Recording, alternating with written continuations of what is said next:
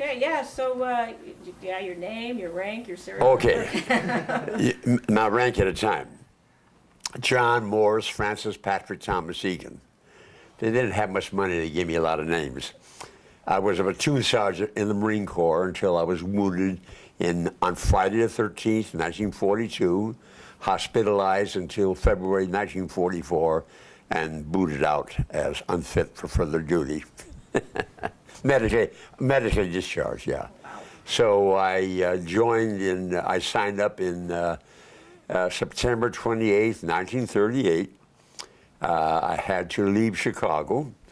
I needed to get out. I was having some social adjustment problems. Uh-oh. And nobody else would have me at the time. And the Marine Corps, you had to be 5 feet 10, weigh 140 pounds, have perfect vision, and all your teeth. I guess you can bite the enemy if you run out of ammunition, see. And I might add, no brains. That was one of the requirements. So nobody else would have me, but the Marine Corps luckily took me in. And then I was in various bases until I was sent up to Keyport Naval Torpedo Station outside of Bremerton. And as I indicated, I was involved with a attack by terrorists, as they would call it. And then they put me aboard the heavy cruiser, USS San Francisco.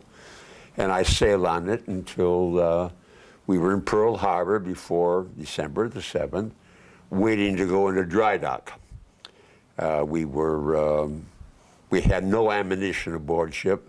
It was all taken off to lighten the load, and so we had nothing to fire back with. The ammunition was in 2 boxcars on the dock. We were across the dock from the USS New Orleans, and on the other side was the, I can't remember the name of the other ship now, but had it not been for the actions of the shipyard worker who was operating an enormous crane, lifting the old guns off. They were removing 3-inch guns from back aft and above the bridge to replace them with 1.1s, which are called pom-poms. And when the enemy started dropping the bombs and firing the torpedoes, he drove his enormous crane over the boxcars, and he took a hit.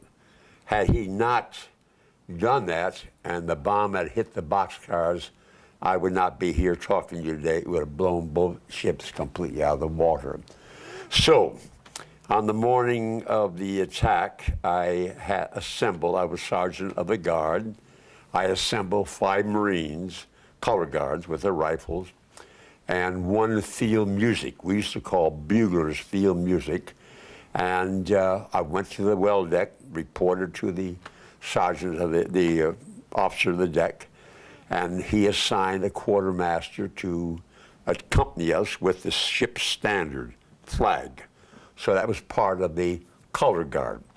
So he gave me permission, which is a routine thing, to go back aft, which we did, and they were all at the end of the ship, the fantail is called, and call them to attention, then at ease at 1 minute of the hour, you call them back to attention, and then present arms, and then they stand by at 8 o'clock, they sound the colors, and then the flag is put out. Well, we never got a chance to do that because on the right-hand side were three or four planes coming in.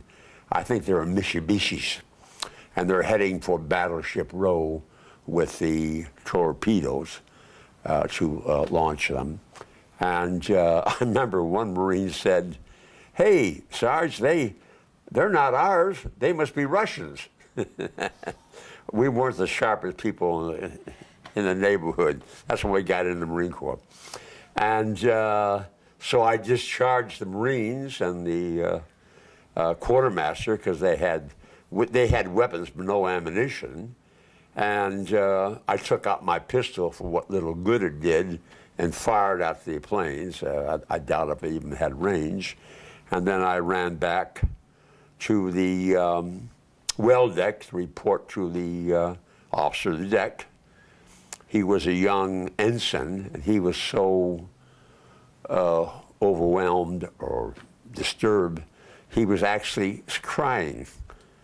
And so I spotted on the yardarm, I spotted the captain's pennant. The captain was Captain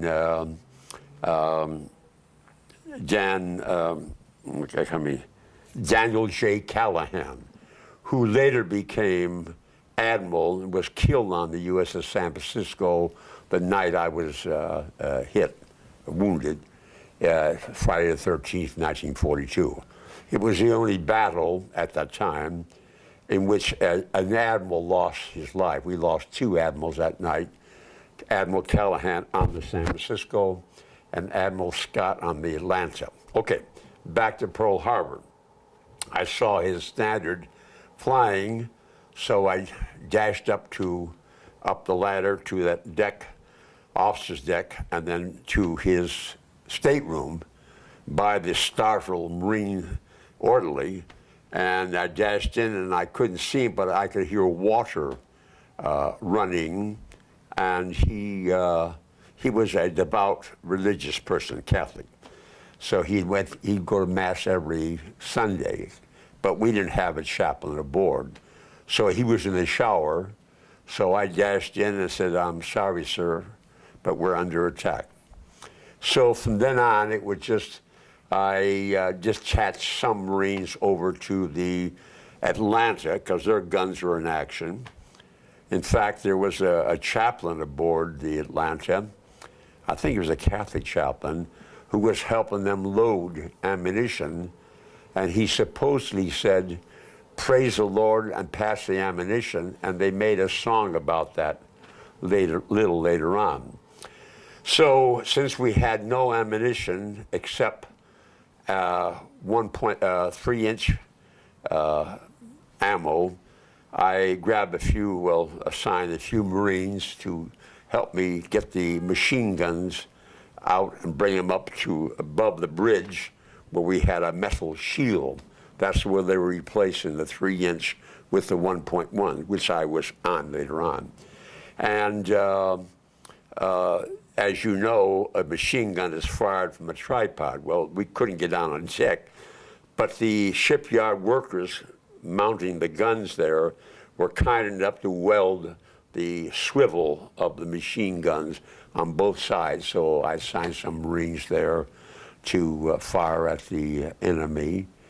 And that's about it. It continued on, and then in the evening, I assume, well, it had to be agents or people loyal to the Japanese. There were a lot of Japanese in Hawaii before the war.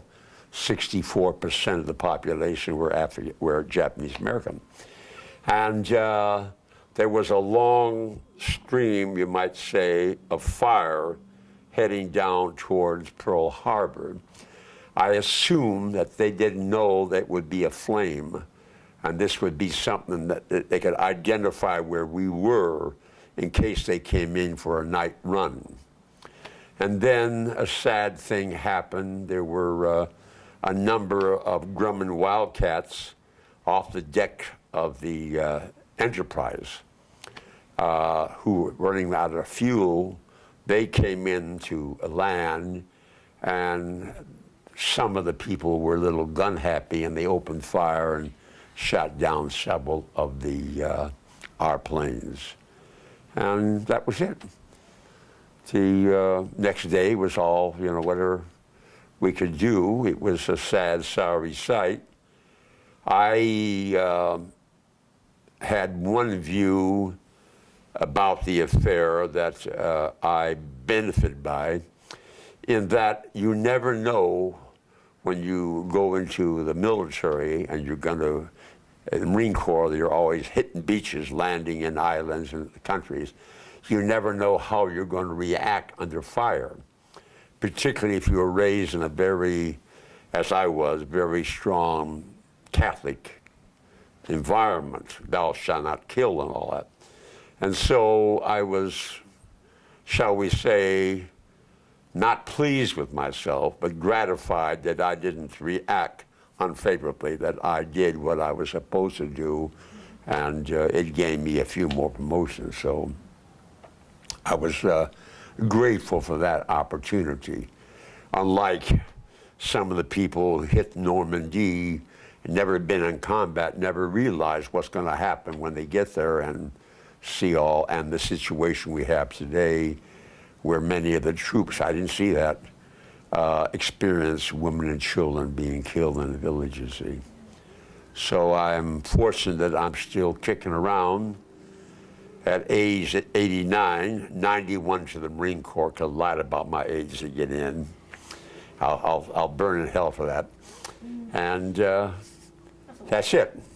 Thank you very kindly for your time. Did your guys shooting the machine guns, do you happen to know if they shot any planes down? Or Pardon? the ones shooting the machine guns? Well, we don't know. There were so many, Too much. flying over and so forth. We're just firing, and I don't think many of them actually fired, shot down too many.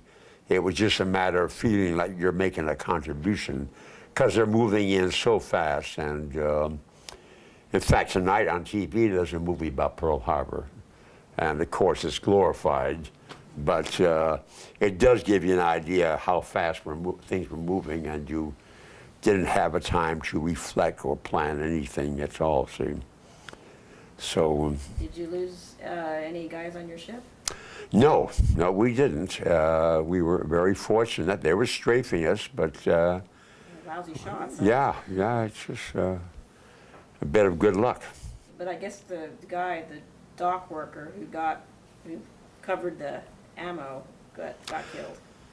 Oh yeah, what do you mean on a battleship? On the deck. Oh no, they strafed, but no one. I think maybe a couple got wounded, but no one was killed. The crane guy that. Huh? The crane guy that was moving his crane to get between the planes and all your ammunition that was sitting on the dock. Well, the he two took box. it Yeah. I don't know whether he survived or I not. have no idea. But I know that he had a large compartment up there, and it was hit badly. I guess the other questions you might ask is just what other experiences did you have during the war?